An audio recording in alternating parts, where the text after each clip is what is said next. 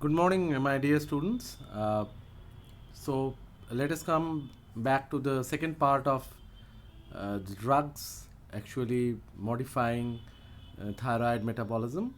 So, these type of drugs can be classified into two types: those which are actually having action on hyperthyroidism, or those are called thyroid drugs, and some drugs which are basically effective on hyperthyroid state, and they are called antithyroid drugs. So, let us start with the thyroid drugs, which includes levothyroxine, which is basically present in the oral form, that is T4 hormone, which is not the active form, but the active form, which is T3 liothyronine, which is also available in the market, and there is a combination of the both between T3 and T4, which is also available for use in different conditions.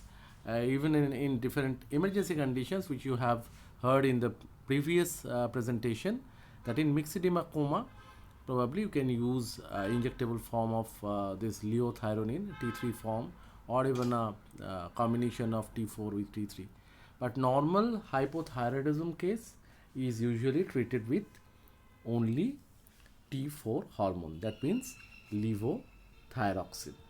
And these type of problems are known as hypothyroidism. So hypothyroidism can be happen due to different reasons. There may be subclinical hypothyroidism, which where you see that without symptoms, having normal free T4 but higher TSH level. There may be problems in case of these hypothyroidisms, where the patient is probably not presenting with much of the symptoms. Sometimes they are presenting with symptoms like overweight, fall of hair, and all these things. And in those cases, you can simply prescribe T4 hormones, and obviously you will go for antibody test. That I mean the rules you have to follow while prescribing the T4 hormone is the patient has to take it in empty stomach, and in the morning it should not interact with food or any other drug. So you must be very careful regarding this matter. The pharmacokinetics is already been mentioned over here, that it is easily absorbed and bioavailability is around 80%, whereas in case of T3 is 95%, but T3 uh, is more sensitive towards cardiac myocardium, and hence especially the cardiac cells, and hence the chance of cardiac arrhythmia is more with T3. So we used to avoid T3 unless there is any specific indication, though T3 is basically an active hormone. We will prefer T4 for the treatment of simple case of hypothyroidism. In case of goiter, iodine deficiency, you can, in the endemic goiter, is a manifestation of iodine deficiency, and there you have to treat it with the required iodine, which is basically 1 to 2 microgram per kg of body weight, and that can be made with by ingestion of 200 gram of sea fish 2 to 3 times a week. A treatment of pre-existing simple goiter with iodine is generally unsuccessful, and in those cases, even in endemic goiter, we may have to treat the patient with T4 hormone. This T4 hormone, or T3 even, they can induce hepatic macrosomal enzymes, and hence you will see that rifampicin, phenobarbital, phenytoin may improve their metabolism. But as I said, it is always better to avoid interaction with any other drug.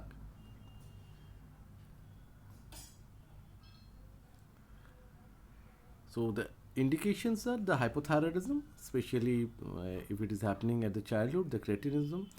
Ideally, it should be given before, affecting your brain, even before development of brain. Then, if you start a hormone early, the chance of having damage is minimal.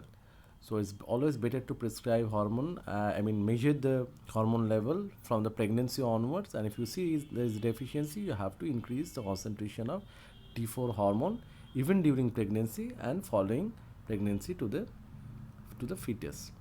So in hypothyroidism, in simple goiter for pathogeny remaining unclear, the endemic goiter directly supply iodine, and in others where you may see that adverse reactions sometimes lead to thyrotoxicosis or sometimes angina or infarction, which is very common with T3 hormone, not with the T4. So these are little bit about the drugs, the main drugs used in hypothyroidism. So there is another group.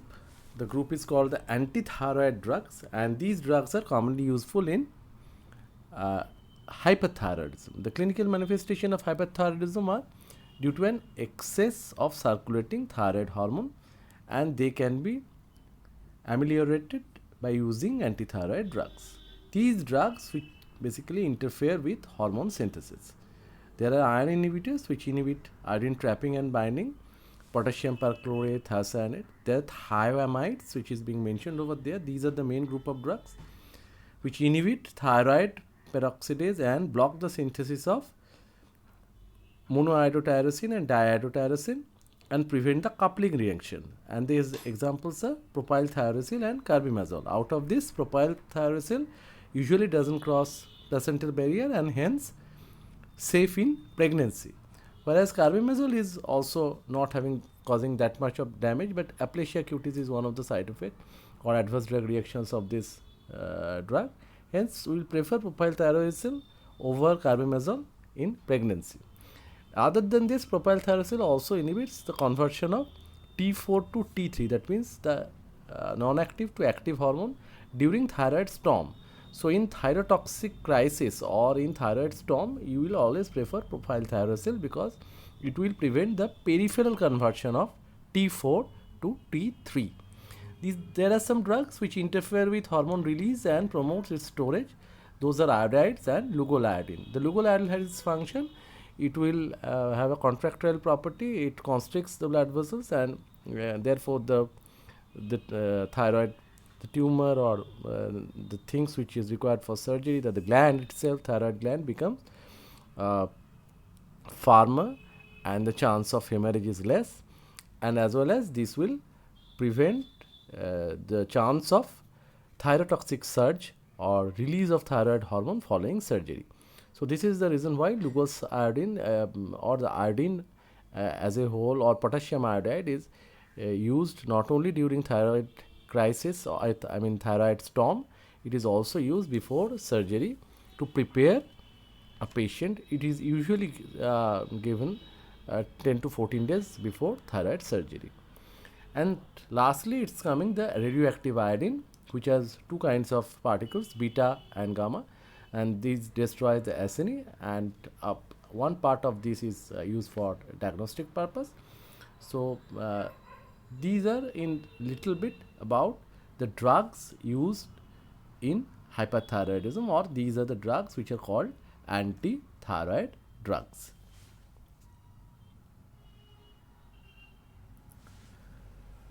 So thiamides are the most important drugs belonging to this group, and the methyl and propylthiouracil, methimazole and carbimazole are the preliminary drugs. They have similar modes of action, differ in their pharmacokinetics, dosage, and the incidence of different adverse drug reactions. The basic mechanism lying on the fact that they are preventing coupling of iodotyrosines, they are preventing the formation of monoiodotyrosine, and they are also preventing the conversion of monoiodotyrosine to diiodotyrosine.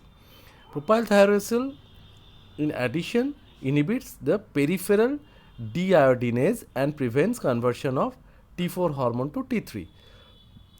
Hence, carbimazole has also been claimed to encourage a remission in Graves' disease by suppressing the autoimmune process in the thyroid. Is not encouraged in case of thyroid storm. In thyroid storm, we will always prefer propylthiouracil. The anti-TSH receptor antibodies are usually decreased, and the circulating suppressor T cells are basically going to be increased. Now, these drugs are rapidly absorbed after oral administration and they are concentrated by the thyroid gland. The duration of action of a single oral dose is usually less than 8 hours, but they are administered every 6 to 8 hourly. Some physicians, however, prescribe the entire daily dose of thiamides on a once a day basis. They are partly metabolized in the liver and excreted in the urine in the unchanged form. Carbimazole is metabolized to the active metabolite methimazole. The plasma T-half of propyl thyrosol is around 75 minutes, whereas in case of carbimazole it is 4 to 6 hours. And as I said, propyl thyrosol usually doesn't cross placental barrier, whereas the other one is usually crossing it and is also secreted in milk. So on the basis of that, propyl thyrosol is a safer drug in case of pregnancy.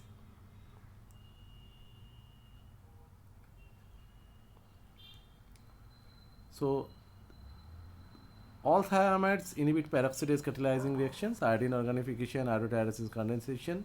Propyl thyrosol inhibits T4 converting to T3. That means the peripheral conversion is stopped by propyl thyrosol. Hence, it is absolutely indicated in case of thyroid storm. So, as I mentioned, it's the first choice of drug for thyroid crisis. These are basically appear slowly, and in 2 to 3 months the basic metabolic rate is normalized. Long-term use may lead to thyroid hyperplasia.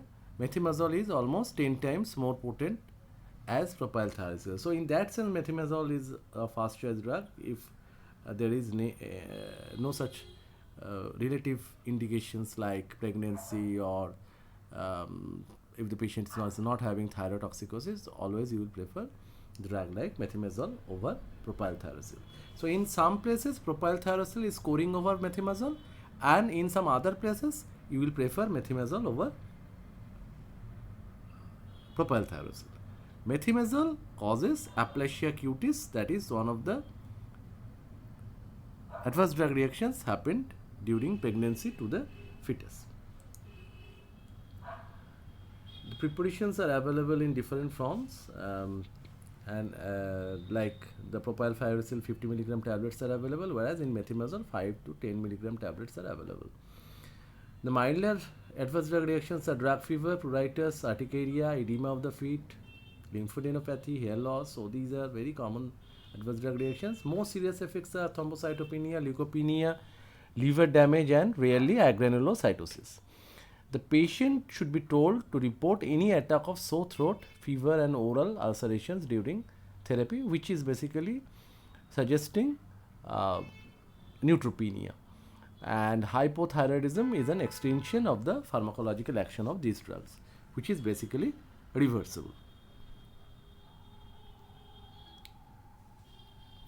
Clinically, these kind of thiamide drugs are used in case of mild hyperthyroid and those with surgery, and where the 131I, that means radioactive iodine, is not permitted, especially in pregnancy. Operational preparations, we have to prepare, as I mentioned, with glucosiodine and these type of drugs at least 14 days before thyroid surgery. Otherwise, the release of thyroid hormone may lead to thyroid storm and in thyroid crisis. So in those cases, you have to select thiamide group of drugs.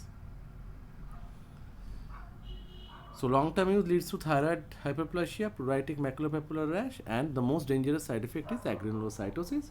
So whenever there is a problem of sore throat, patient should report to the doctor, the consulting clinician. The iodides is the oldest remedy for thyroid disease, and it including hyperthyroidism. It is the quickest acting drug in hyperthyroidism, and its action becomes apparent within 24 hours. The BMR falls at a rate comparable to that seen after total thyroidectomy.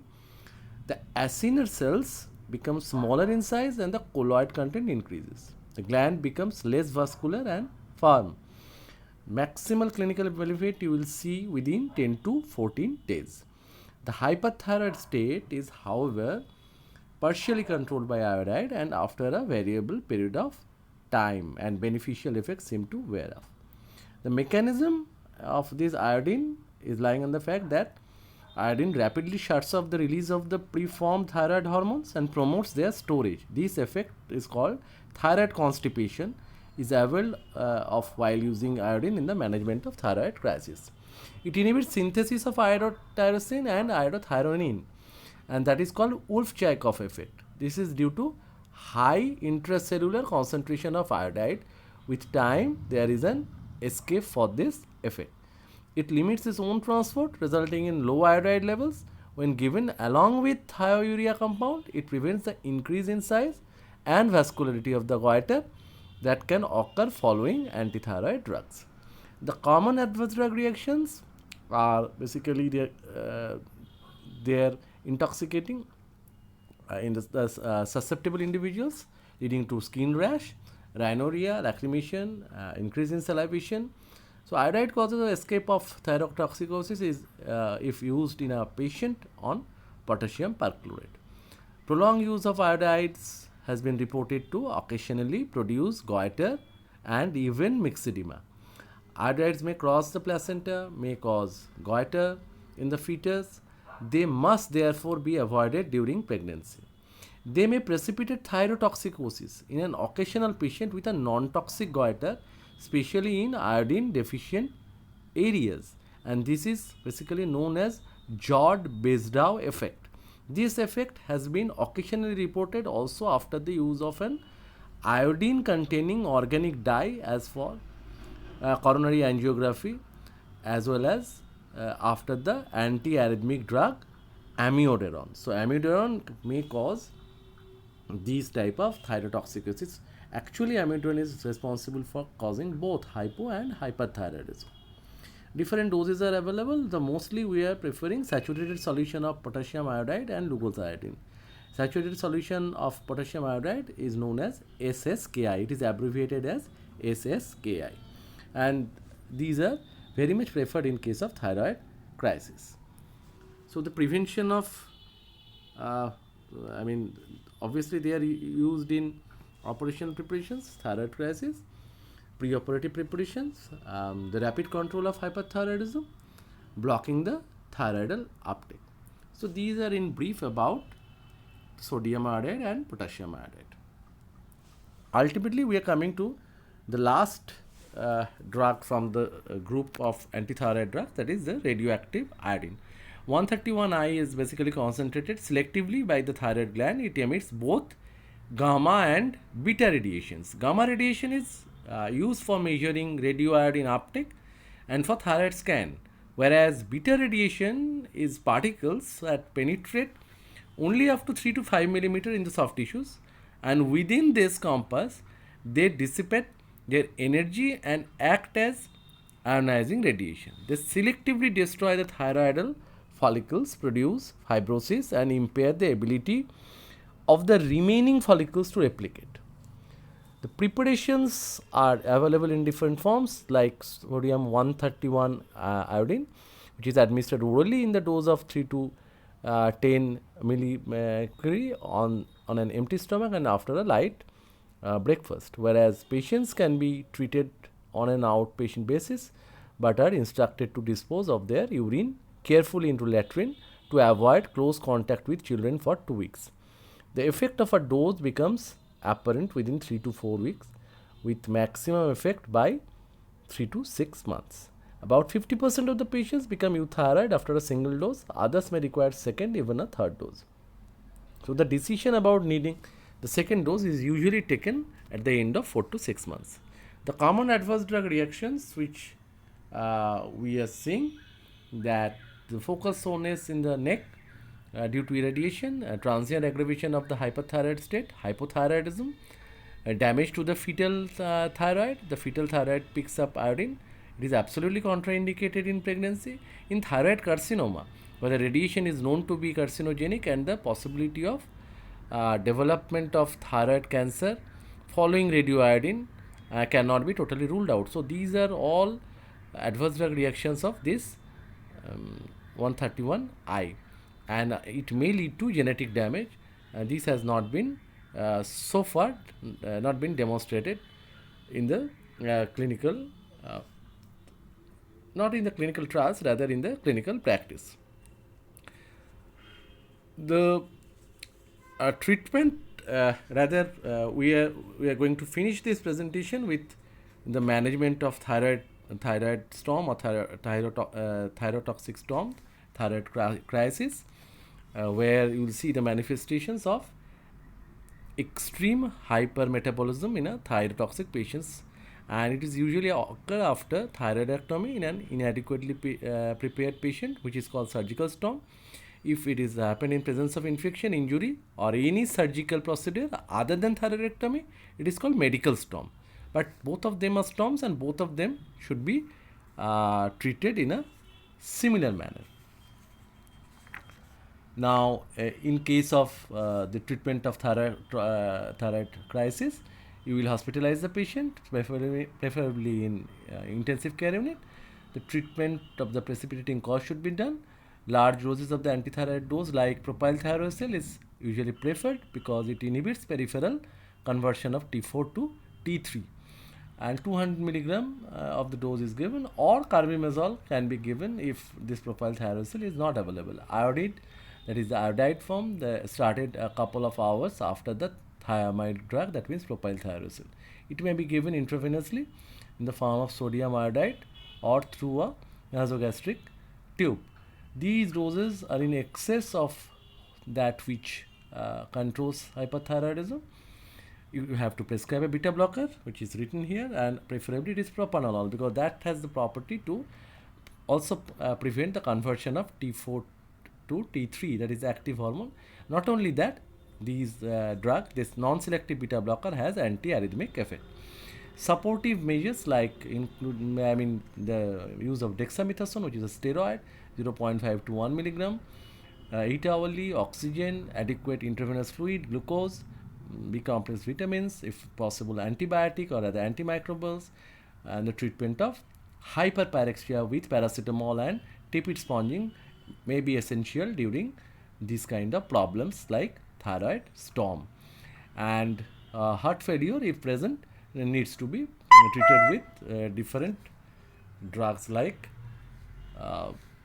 digoxin, or the drugs like the beta blockers, as I mentioned, propranolol, some drugs like diuretics if it is absolutely essential, spironolactone. So those drugs may be given to treat a case of failure, heart failure due to thyroid crisis or thyroid storm. Aspirin should be avoided as it can displace thyroid hormone from its binding proteins. So these are in brief about the discussion on thyroid, antithyroid, and the drugs used in hypothyroidism. And before concluding, I am just mentioning few of the advantages and disadvantages of using radioactive iodine, which is very much essential in today's practice. So the radioactive iodine is basically the treatment is convenient, effective, and carried out on an outpatient basis. It is pleasant to take without any discomfort and fear. There is usually generally no fear of recurrence, relatively inexpensive and safe, and it can be offered to patients in whom surgery is not possible. Whereas the disadvantages are it causes high incidence of hypothyroidism. It cannot be given in a woman of the childbearing age without ascertaining whether she is not pregnant. It is slow acting. Follow-up for several years is necessary. And lastly, the special facilities for handling the radioactive material is necessary. So these are the common disadvantages of radioactive iodine.